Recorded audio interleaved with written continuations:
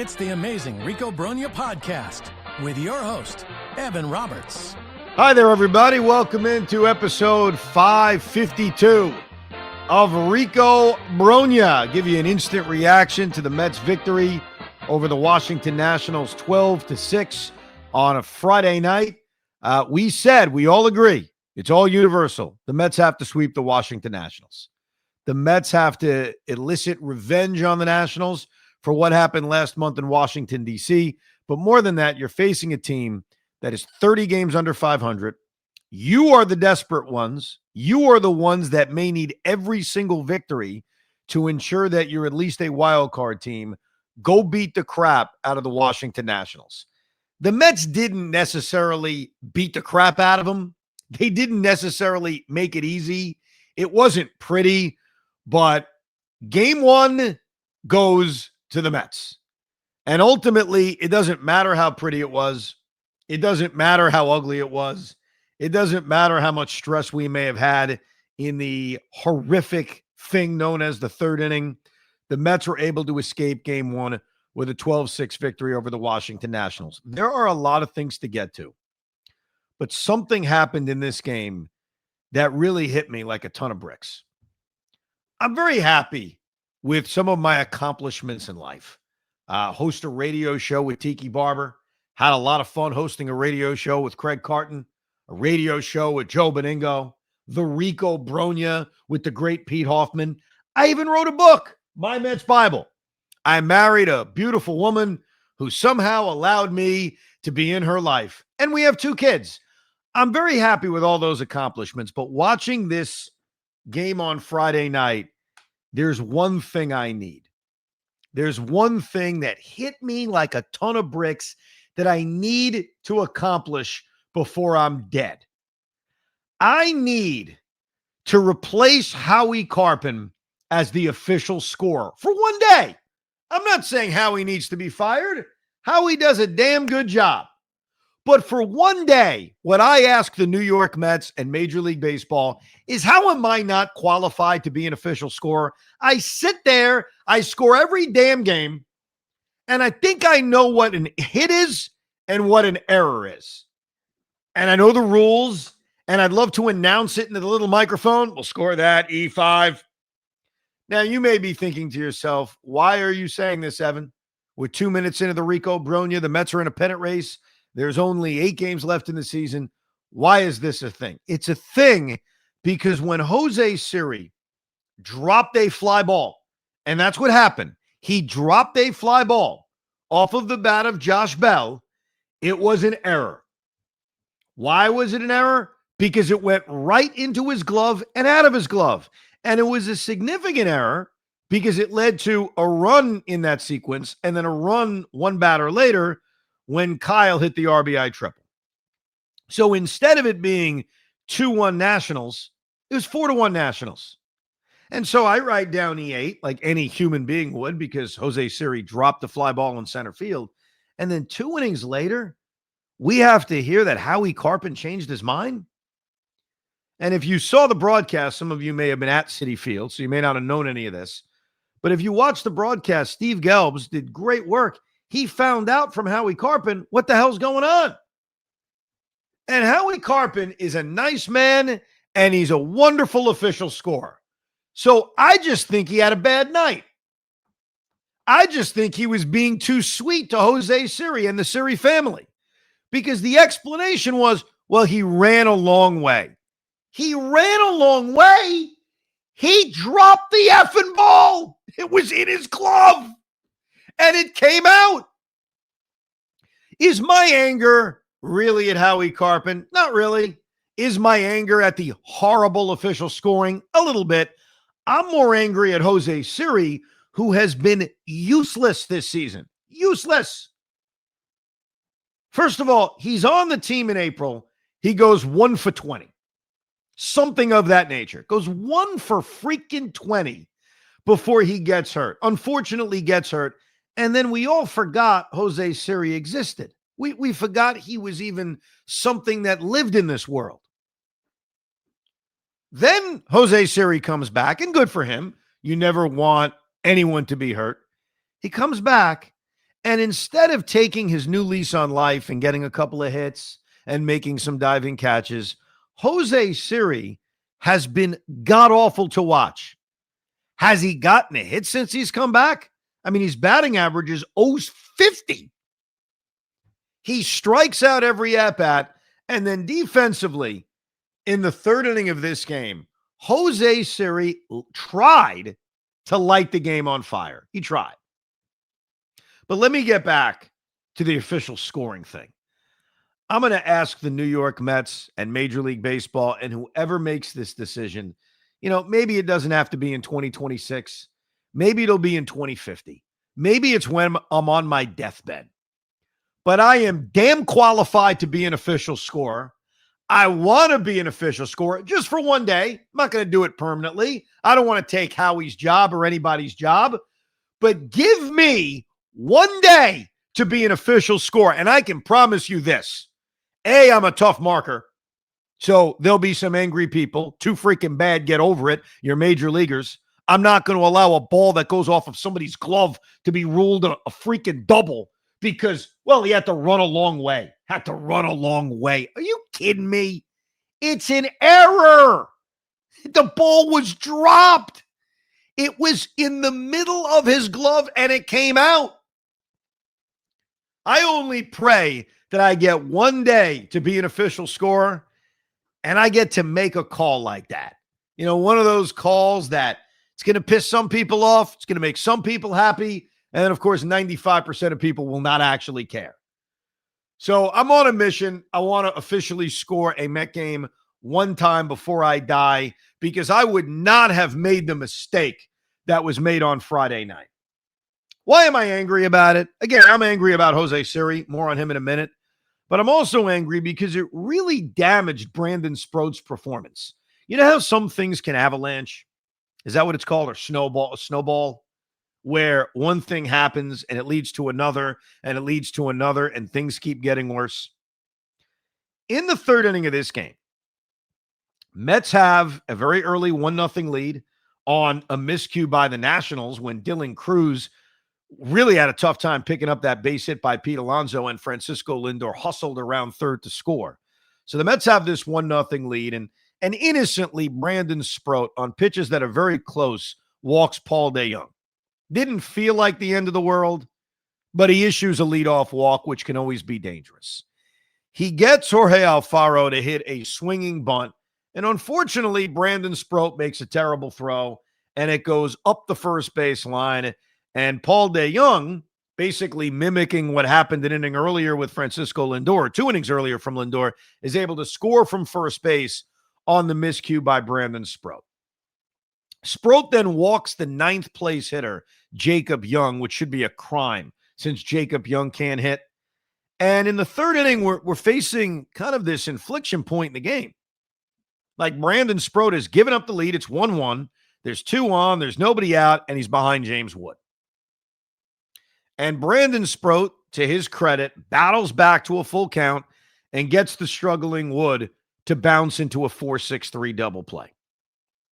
From that moment, it looks like Sproat is going to save his outing and really not let the third inning, which had a chance to be incredibly damaging when the bottom of the order is getting on base, he had a chance to get through the inning and have it just be a 1-1 game. No problem. To quote a wise man, no biggie. Sproat gives up the RBI single to C.J. Abrams. I should say, to C.J. Abrams. Okay. Kind of sucks. 2-1 game. But Brandon Sproat now still can get one more out, get out of the inning, and it's 2-1. And let's get now to where the snowball began, and it led to a lot of bad things, some of which can be avoided. Josh Bell hits a ball to center field. Did Jose Siri have to run a long way? Sure he did. I'm not disputing Howie Carpen's point that he had to run a long way.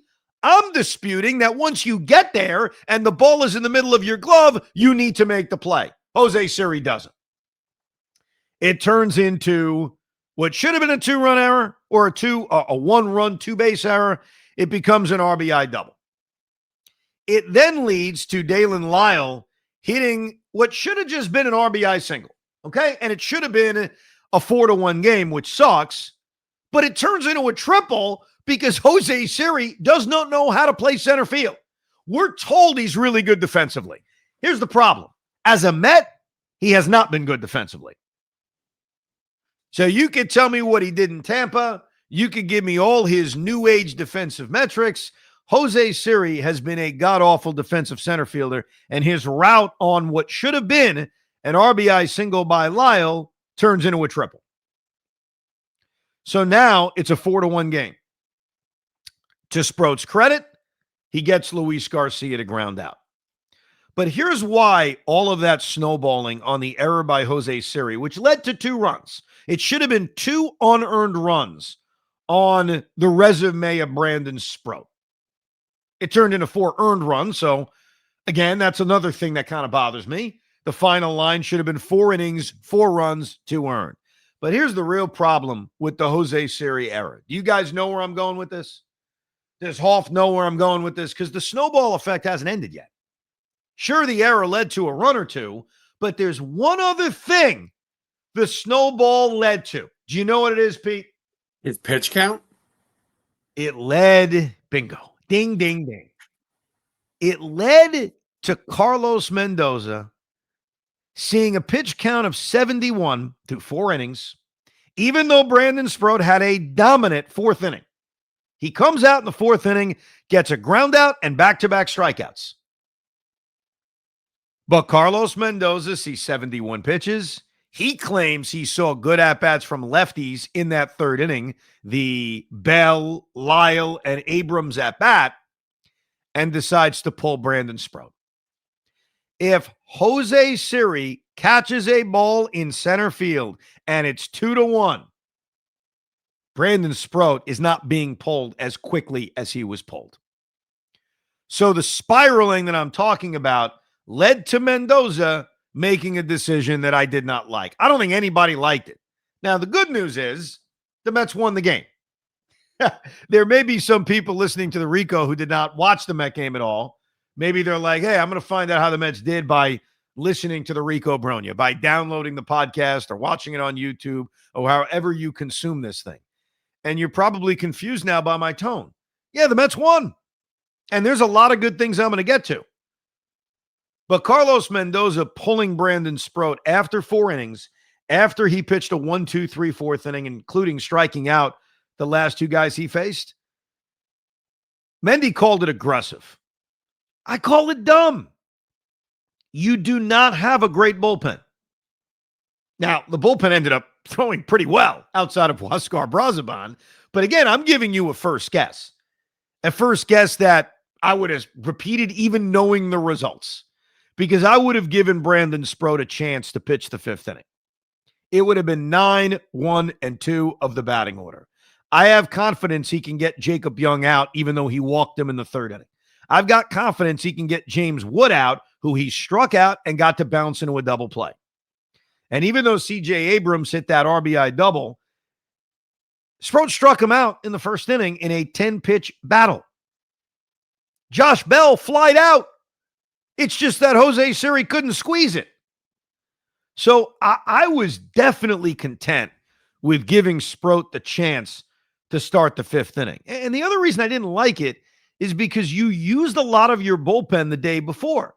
And so even though everybody was available from the day before, and we saw a lot of them pitch again, like Brooks Raley, Edwin Diaz warmed up, Tyler Rogers, I don't think you needed to.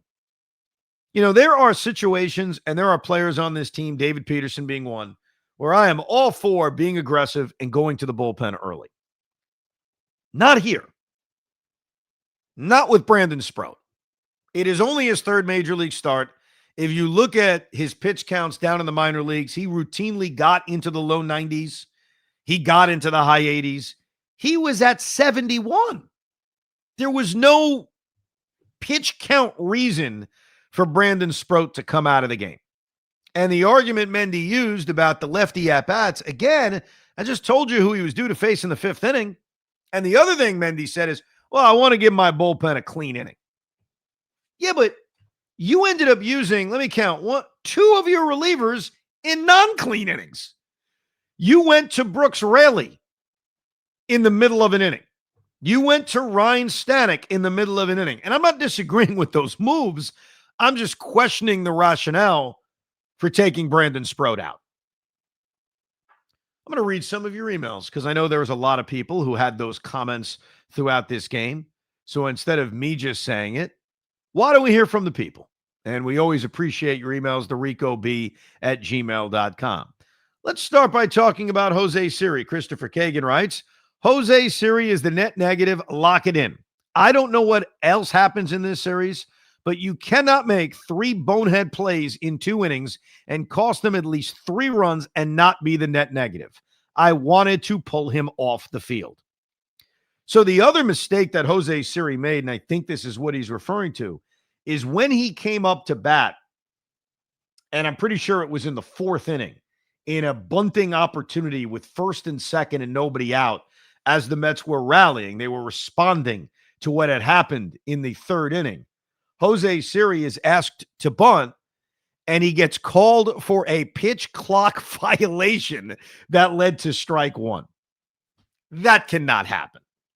And it did make matters worse that it was Jose Siri, the same guy who made 2 defensive miscues 2 innings earlier, and then he caps it all off by striking out. Then he comes up 2 innings later and he strikes out. I think with Cedric Mullins playing better, with Jeff McNeil being an option, and more especially with Tyrone Taylor on the way back, I don't know how Jose Siri survives this, to be perfectly honest with you. He does not have options. So when Tyrone Taylor is available to be activated, which will be Monday, I mean, he's available to be activated, but he's going to do rehab games over the weekend.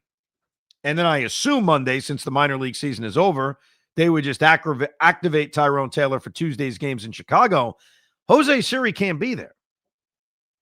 And that means you're going to have to DFA him. And that means David Stearns, and boy, the offseason, we'll have fun with this, a long list of just awful moves, of awful acquisitions. Now, some of these acquisitions did not pose major risk. They didn't cost you very much. But nevertheless, Jose Siri, I mean, we all joke about Jed Lowry, the Jed Lowry signing. The Mets signed him to that 4-year contract and he never played. Jose Siri's worse than him because when Jed Lowry played and he got his 8 at-bats and never got a hit, it was brief and it was harmless. Jose Siri is harmful. And yes, he's got great fashion, and it seems like everybody likes him in the locker room. Well, you know what? Hire him as a mascot then. But as a baseball player, I think he's on his way to being DFA'd. Corey writes, Carlos Mendoza is the dumbest manager in the majors. Why start Jose Siri? McNeil should play every day. We need his bat. There's no trade-off. Lefty, righty. Siri is batting .069. Yeah, I think starting him to try to get him going or to try to see if they can get him going, you want to just see if maybe coming off the injured list there'd be a spark, but there is no spark. There is no spark. Aaron Miller agreeing with the net negative. Have we ever been able to pick a net negative after 4 innings? Jose Siri drops a line drive. Jose Siri cannot cut off a single. Jose Siri, first pitch clock violation, can only try 1 bunt and strikes out. Yeah, it is a record. Now, I will admit, he's probably not going to see the field on Saturday and Sunday. And if the Mets lose a game or 2, I think someone else may take the net negative from Jose Siri. But for now, he is the leader in the clubhouse. Phil Gaddis writes, Evan, can you get Howie Carpenter to change his mind on the Siri error going away? It hurts Sproat's ERA, and he should have caught it. I am hoping that Howie Carpenter is going to go to sleep.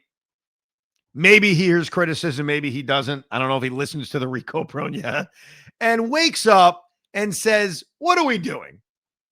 I don't care how long he needed to run. It's an error. It's off his glove. You need to make that play. Justin writes, Jose Alexander Siri. They should DFA him. That's it. That's the email. I don't disagree. I think that when you look at the return of Taylor, and you look at the fact that he is redundant to Jose Siri, there's no need for him on the team. So, sucks it didn't work out. Sometimes things don't work out. I think you let him go. If he had options, it's an easy send-down spot, but he doesn't. And the minor league season is over anyway. All right, let's get back to this game.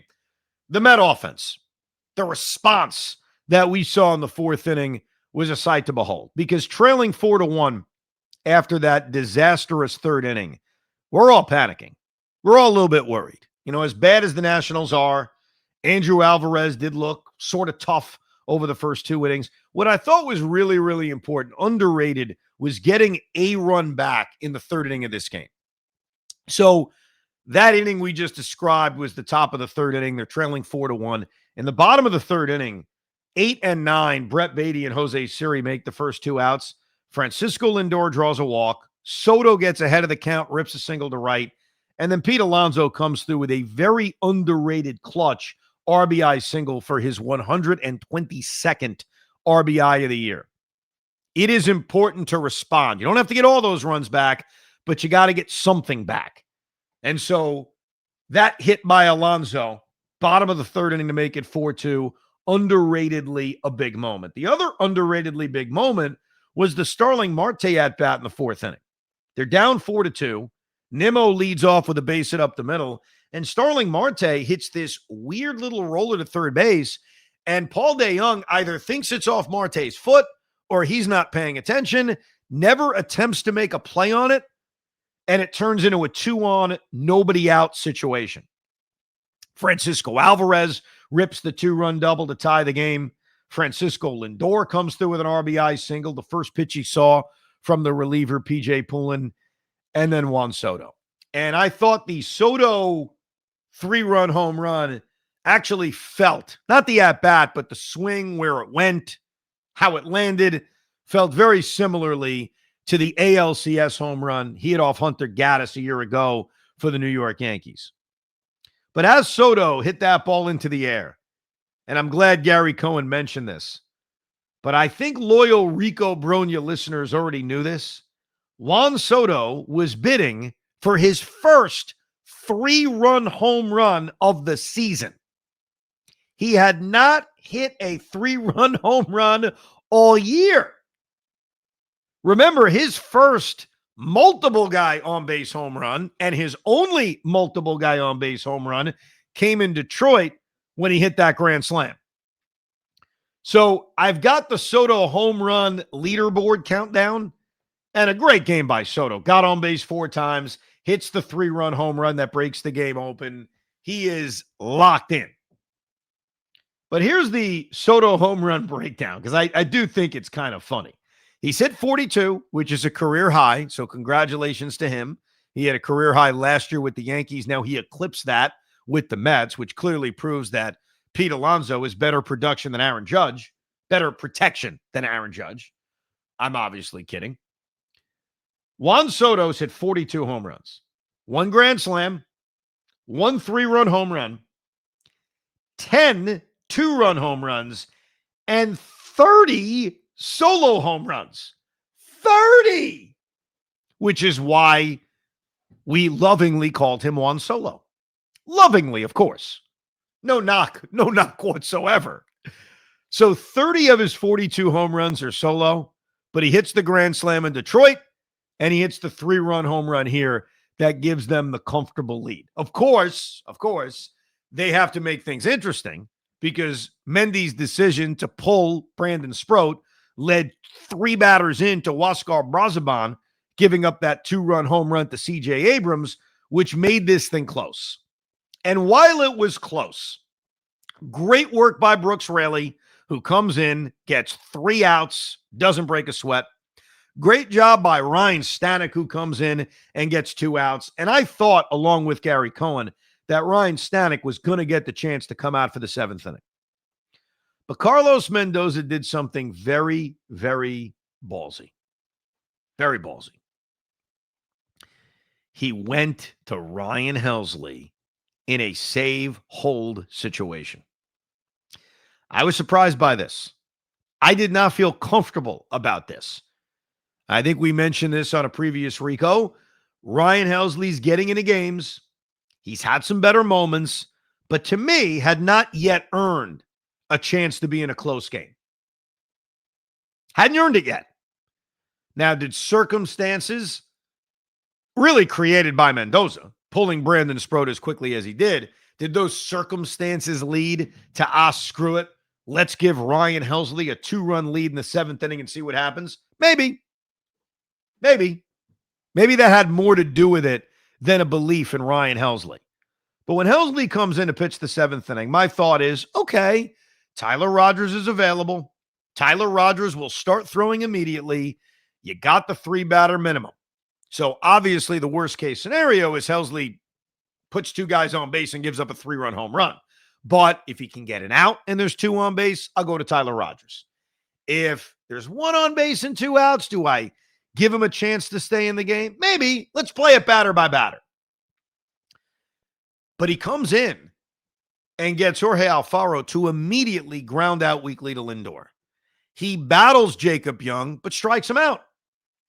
And then he gets James Wood, who is a mess right now. I don't know what happened to James Wood in the second half of this year, to fly out to right field. So Ryan Helsley does not create the hysteria we thought. He doesn't force Mendy to have to go to Tyler Rogers in the middle of an inning. He just gets the job done. So where do I stand? Where do we stand now on Ryan Helsley? I still don't feel good. I still would prefer not to use him in a high leverage situation, but Carlos Mendoza risked it. Now, he did risk it against 8, 9, and 1 of the Nationals batting order. He risked it against a catcher who was in a different farm system a few months ago, a center fielder hitting .232, and a leadoff hitter that's been a below average player for the last 3 months. With that said, Ryan Helsley got the job done. He wasn't facing the heart of the Cubs batting order. He wasn't facing Ohtani, Betts, and Freeman, but he did get the job done. So good work by Ryan Helsley and good work by the Met offense. The way they created that run in the 7th inning, this is good Mendy. I've criticized Carlos a little bit, but here's good Mendy. He aggressively goes to Jeff McNeil as a pinch hitter for Vientos, who's now all of a sudden going backwards offensively. He comes through with a base hit, goes to Luis Angel Acuna, who steals a base, and the Mets are able to get productive outs from Nimmo and Marte to tack on a run. Then, obviously, they break the game open in the 8th inning when Mason Thompson made the mistake of giving up a double to Lindor, walking Soto half intentionally, walking Alonso, and then really screwing it up by walking Luis Angel Acuna on 4 pitches. Nimmo gets the 2-run single, deep breath, all good, no Edwin Diaz in the 9th inning, and the Mets win 12-6. So a lot of ugly. It was not a great defensive game. We mentioned the miscues by Siri, the error by Brandon Sproat. It wasn't Mendy's finest work when it came to managing. But ultimately, the bats, who are so important to the success of this team, came through. They responded when they were trailing 4-1, instantly got a run back, took the lead in the 4th inning, and overall, the bullpen does a really good job. And the Mets get a victory they really need because, Hoff, we talked about it. These are games against the Washington Nationals. They're a 90-plus loss team. You got to win all 3. I don't care how it looks. Yeah, and, I mean, on top of the fact that you have to win, the Reds won again, too. So, you have to – there's no looking back. There's no, oh, well, what do the other teams do? Okay, it's okay today to lose the game. No, honestly – and this is why I was so pessimistic going into this last stretch is I was concerned that giving up that inning where Jose Siri nearly lost the game a couple weeks ago, Mets would have never come back from that. They just would not have fought back. And thankfully, guys like Pete Alonso, Lindor, Juan Soto, they're all hitting at the right time.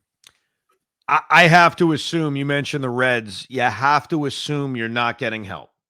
I look at these now 8 games, before this series began 9 games, and said, you go out and win all of them. There's no guarantee. You are in this small sample size period where one team winning 9 in a row or 8 out of 9 is not crazy. Look what's happening in the American League right now with the Cleveland Guardians. They win every night, and there were no signs of that occurring. The Guardians a team that basically was giving up at the trade deadline. The Diamondbacks, like, there's no difference when you really think about it. Like, there are similarities between the Diamondbacks and the Guardians. And so be on alert that all it takes is one team to get red hot. But the way to avoid it, the way to make sure that them getting hot is irrelevant, is by taking care of business. The Mets have 8 games left. Let's make this very simple.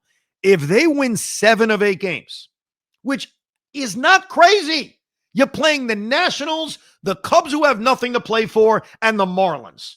Like, winning 7 of 8 should not be crazy. But if you win 7 of 8, then nothing anyone else does matters because you make the playoffs. So it's about taking care of business. Now, as far as this series is concerned, Mendy made it seem Sean Manaea will pitch on Sunday in some form. Congratulations. Him and his wife had a child, so he's been on the paternity list, which has allowed the Mets these extra arms in the bullpen. We saw one of them, Chris Davinsky. We saw 2 of them, Oscar Brazaban and Chris Davinsky, who both got into this game. Wander Suaro is on the team. Obviously, one of them is going to go when Manaea is reactivated on Sunday. So it feels like we're getting another tag team on Sunday with Sean Manaea and Clay Holmes. But it's about this offense. It's about these guys hitting. The one thing we're not going to see is Kodai Senga. The fact that their answer today was he's going to see live hitters, I think that's code for we don't want him on the mound, but we'll keep him active just in case guys get hurt and we have no other choice. I just want to touch on something with Davinsky because right now you just said like someone's got to go, and this bullpen has never really been stable. There's always DFAs, there's always new waiver claims, there's always this rotation that David Stearns is putting together. I'm sorry, but at this point in time, Chris Davinsky to me has earned a spot in this bullpen for the remainder of the season, and I might even include him in the playoffs. He has been fine. I know he allowed some runners on base, but he still got out of the inning. Tell me that about Huascar Brazaban. Brazaban comes in and lights fire on places. Stanek has been so inconsistent this entire season. Chris Davinsky has done nothing wrong. He's pitched about 15 innings so far, and besides one game where he got out of the inning they asked him to, and then asked him to double down another inning, which was, I think, his first appearance of the year, and he imploded. That's been it. He has been fine. Why should he have to be sent down again? Yeah, Davinsky, the last time he was sent down, and Brazaban was the same thing. They were sent down because they threw too many innings and they needed another body up there. Remember, both Davinsky and Brazaban a few weeks ago pitched like multiple innings to keep them in a game in which their starters were terrible. I don't disagree with you. I mean, we haven't really seen Wander Suaro, so I don't have an opinion on him, obviously. Brazaban has been very inconsistent. So, yeah, Davinsky may survive this. I am more interested now, and I mentioned this on the last week when we talked a little bit about this on WFAN. I'm more interested now in a Peterson-Holmes tag team and allowing Sean Manaea to make a start. But getting back to Kodai Senga, and look, I think this is going to be an interesting discussion for the offseason, Rico. They feel down on him. Like, the tone on Kodai Senga feels different, and it would not surprise me if the Mets look to trade him during the offseason. That would not surprise me at all. At all. Because even when he pitched well in his last spring minor league start, or his first minor league start, they weren't very committed to him coming back. It was almost like they were unimpressed with what they saw in that start. And obviously his last minor league start was not very good, and the minor league season is over. So there's nothing left to see other than activating him. And you know what's crazy? And maybe this is me speaking more than what the Mets feel about him. Wouldn't you rather have Kodai Senga coming out of the bullpen than Wander Suaro? I mean, activate the guy, use him in a low leverage situation at first. So kind of like test the waters on it. And who knows? Maybe you can get something out of Kodai Senga coming out of the bullpen. Yeah, but you just said if they're going to trade him in the offseason, think about this. He comes out of the bullpen and is a nothing. You just kill his value even more. It's not going to kill his value. Dude, they're shutting him down right now, basically. They're not pitching him. If you're worried about value, what do you think that does to his value? Well, right. No, you're 100% right. But I mean, I'm not even sure what's worse, bringing him back up and him just not having anything, and you've already eliminated him. Then at that point in time of being some sort of reliever, he's just a starting pitcher.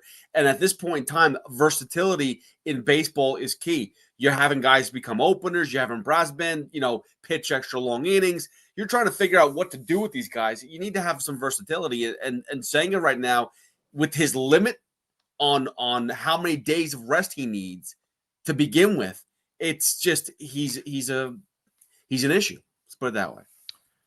Dan writes that seventh inning was the bizarro version of everything they've done this year. Ryan Helsley having a 1-2-3 inning in a high leverage spot to hold a 2-run lead, manufacturing an insurance run on small ball and not the other team doing something stupid or just hitting a home run. P.S. Jose Siri and Cedric Mullins have to be the worst center field tag team that has ever existed. Cedric Mullins has hit a little bit more recently, and Cedric Mullins catches that ball in center field. I know he's not the greatest defensive player, but the Jose Siri drop, Cedric Mullins puts in his back pocket. Yeah, well, Siri, not for nothing. This happened when he first got called up, too, in the first day. Their first day he was in the game, like, he misjudged the fly ball. Like, he has done nothing in the outfield to make me confident that he should ever play another inning in the outfield. I'd much prefer Jeff McNeil, and I said that, and that people couldn't believe that. By the way, is this the first time? We still haven't seen it, I don't think. Helsley, Rogers, Diaz, zeros across the board. Have we seen that yet? I don't think so. And we almost saw that, but obviously once the Mets broke the game open, there was no need to go to Edwin Diaz, thank God. But how about Tyler Rogers? Tyler Rogers pitched in back-to-back games, the Thursday afternoon game and the game we're talking about right now, game one against the Nationals, and he threw 13 pitches over 2 scoreless innings. He threw 6 on Thursday and 7 on Friday. So you talk about being efficient. Tyler Rogers has been damn efficient, which leads me to believe he should be available Saturday late afternoon to come out of the bullpen. I don't think Brooks Raley will be available because he's pitched in back-to-back days, but I would certainly think Tyler Rogers is. Jim writes, Evan, longtime listener, first-time on-air commentator. 3 things. Number 1, congrats on yet another pick. That's right, our FanDuel pick hit. The over.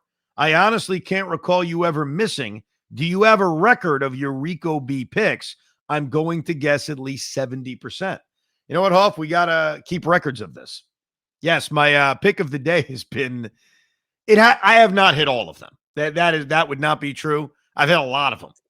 You've definitely are over 50%, which is I got to be honest with you. I didn't realize that the average not bookie, but the expert is like 60% or something like that. It's not very high. I thought it would be like 70% if you're an expert at this stuff.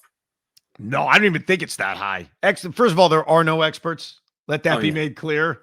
But off the top of my head, I know the anytime Lindor home run, the first pick we made hit, the underrun DeGrom strikeouts, I know I hit.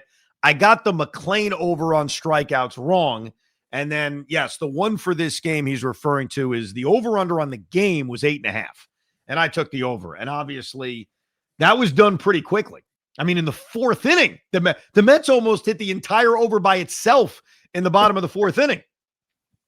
Jim goes on to write, Helsley, you mentioned the other night there's probably not enough time for him to work into the circle of trust. With Friday's performance, clearly his best in a Met uniform, and now 2 straight scoreless, it may not be too late.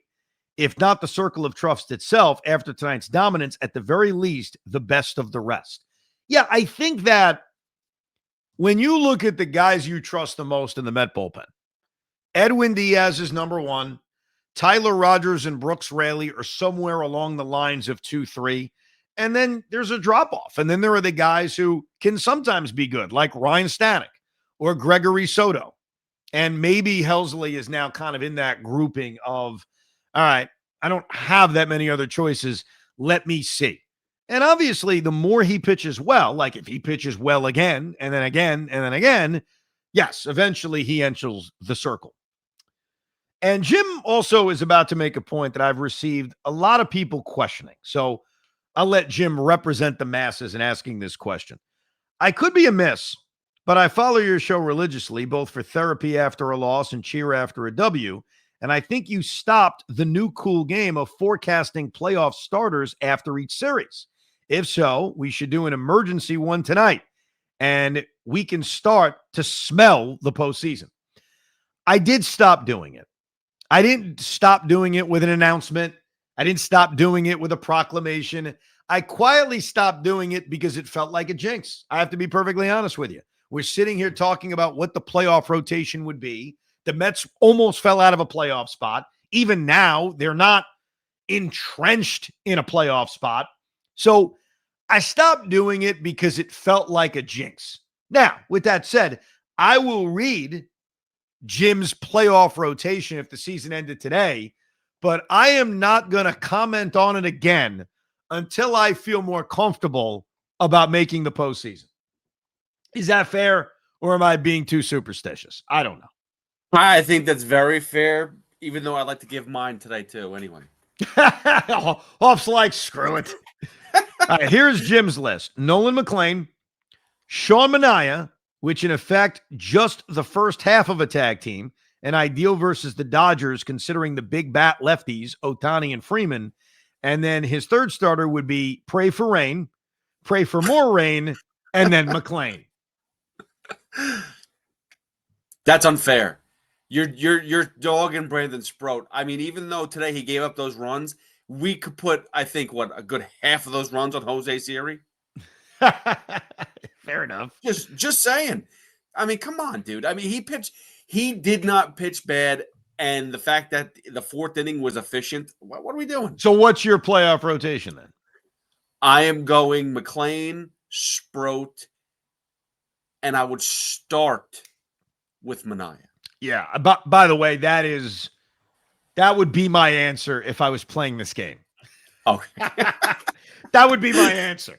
It would be exactly what you said, which I think was Nolan McLean, Brandon Sproat, and I would begin with Sean Manaea. Right, Kevin, exactly. Then you go batter by batter with Manaea at that point. Yes, and think about all the guys you have available now into the bullpen. Clay Holmes, Jonah Tong. You certainly have options. Kevin writes, Evan, I bought your seats to tonight's game. Wow. You literally bought my seats to Friday night's game. I'm glad you did it anonymously because I get so many emails from people saying, hey, I know you don't go to every game. Can I buy your tickets? I feel bad. I genuinely feel bad once there's a name attached to you taking your money and selling my tickets. That's why I'd rather do it on SeatGeek. So it's all like anonymous. But I guess Kevin knows where I sit and bought my seats on SeatGeek. All right, fine. I bought your seats to tonight's game. I have quarter season tickets and 315. So it's basically the same view-wise. I agree, though, the front row is very nice. My complaint is that your chair has a sag on the left cheek. For what you pay, I would complain and have them fix that. I never noticed that. Anyway, how do your kids like the front row? Because I took my 8-year-old and he doesn't like the bar. Said he needed to look through it. I don't have much on the game besides the big 3 home run for Juan Soto. The place was jumping for him, was great. Also, Mendy should have went batter to batter in the 5th with Brandon Sproat. Let's go Mets. So I never knew about the sag in my left cheek. I almost feel like I'm responsible for it.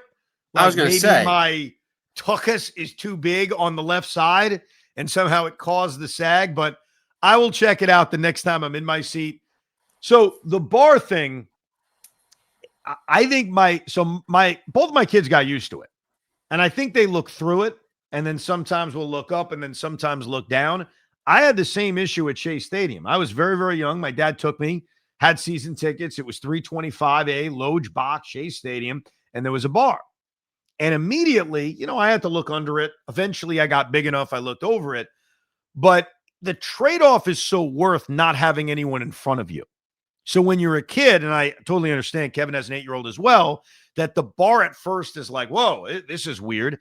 You get used to it. What you can't get used to is someone in front of you. Whether it's standing every pitch or standing when a ball is hit or just simply being too tall and you can't see around them. So most seats that are first rows have some kind of bar.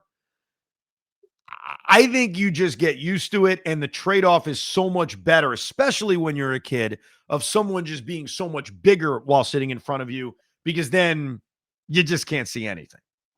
How many times I don't know about you because you're always sitting at that spot, but I take my little, 8-year-old all over the place. And you know how many times he can't see wherever it is, whether it's a performance at Disney, whether it's a baseball game, whatever it is, and he needs to stand up or he needs to move around. Dude, that is a huge thing. So yes, a bar in the way is an inconvenience a little bit, but you work around that. Your seats are amazing. By the way, I just need to lay in on this about the left hookus. Here's the deal. Think about how you sit. Which leg is up on the bar? You usually put a foot up on the bar, no? Sometimes. I mean, I move around a lot because of my back. People notice that when they watch the Rico on YouTube that I move a lot. So there's always movement. But I never noticed that the left cheek sank. I had no idea. I think it's because you probably don't realize this, but you sit in that position the most out of any. So you're probably the left hookus is in a way where it's not that your left hookus is bigger than the right. It's just the way that you're positioned. That's my take. Makes sense. No, makes sense. I do want to warn everybody. We have set an unfair expectation here at the Rico Brogna, where if there is some kind of incredible game, you're expecting a Rico. And absolutely, as we enter the final week of the season and enter the postseason, there are going to be probably Ricos almost every single day. Certainly during the playoffs, certainly as we get to the home stretch. So I feel like as a public service, I do need to announce that on Saturday, when the Mets play game 2 of this series against the Marlins, I have lots of plans, right? I'm going out to dinner. I'm doing a whole night in the city, and I'm doing it while attempting to DVR the Mets. Okay? I'm going out to dinner. I am not watching the Mets. I'm not listening to the Mets, with my hope being late at night, I will watch the game. Even if Nolan McLean throws a perfect game, there isn't going to be a Rico on Saturday. Now, at least from me. If there's a perfect game and Hoff wants to turn the mic on and do a Rico, you absolutely have the right to do it. But I am going to be out of commission on Saturday. So no matter what happens, there won't be a Rico. So don't email the guilt trip of, how come no Rico? Nolan McLean struck out 25 guys. There are certain days where I can just guarantee it's not happening. Now, there will be a Rico on Sunday. Again, you can consume that live on YouTube or download the podcast wherever you download your podcast, a series recap. And certainly next week against Chicago and Miami, we promise you frequent Rico Brognas. But Saturday, game 2 of this series, literally anything could happen. There isn't going to be a Rico Brogna from myself. I apologize in advance. So I'm just going to throw this out as a spoiler alert right now. There might not be one on Saturday. There might not be one after midnight. But if something happens of a no-hitter or, whatever you want to crazy imagine something, I wouldn't be surprised if you get 2 podcasts on Sunday. Maybe. All right, I'll give you that. There's always that possibility. You never know. That is always a possibility. I'm trying something so aggressive on Saturday. I am not that people care too much about my plans, but I got to do an appearance, and then I'm going out to dinner with my wife and friends, and then we're staying in the city. Okay. The Mets play at 4:00.